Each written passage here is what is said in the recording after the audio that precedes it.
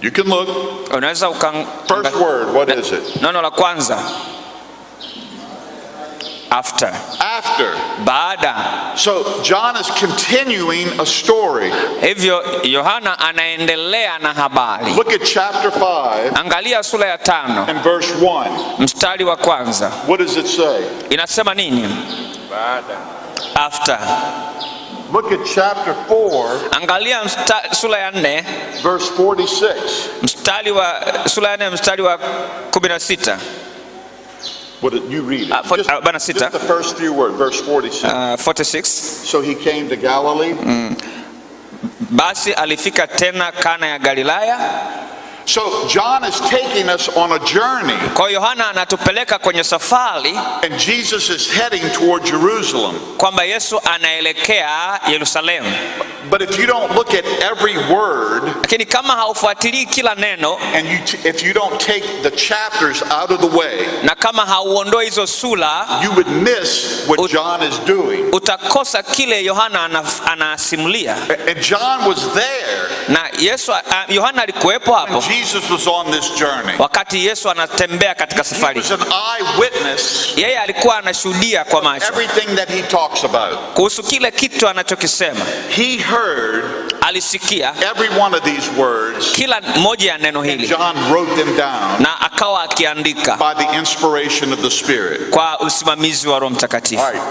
But you have to remember that mnapaswa kukumbuka hilo when you walk into the story. Unapoingia kwenye habari. Another thing. Kitu kingine. When I'm studying the Bible, ninapokuwa nikijifunza Biblia, we're going to talk about this later today. Hii tutakwenda kuzungumza baadaye. You have to step back in time. Unapaswa urudi nyuma tena. You have to go back in time. Urudie tena uvute picha ya nyakati. See it. Na kuona ile picha ya kwanza. Kama ambavyo ilivyokuwa. I like to live the story. Napenda kuishi ile habari. Like I was there that day. Kana kwamba nilikuwepo pale wakati inatokea. Where it becomes alive. Ili ile story ipate kuishi. All right, and we're going to make this passage. Kwa tunakwenda kukifanya hichi kifungu. Will come alive today. Kiwe hai leo. All right, here we go. Haya, hivi tunaenda sasa. First question. Swali la kwanza. Who? Nani? Who is this story about, or who is in the story? Nani kwenye habari hii au habari hii inamhusu nani? All right. Who's in the story? Nani anazungumza kwenye habari hii? You can pick him. You pick him. Jesus. Jesus. All right. Who else? Nani mwingine? Yesu. Philip. Very important. Muhimu sana. Very important. Muhimu sana Filipo. All right, thank you. Asante. Jesus, Philip, who else? Yesu, Filipo, mwingine?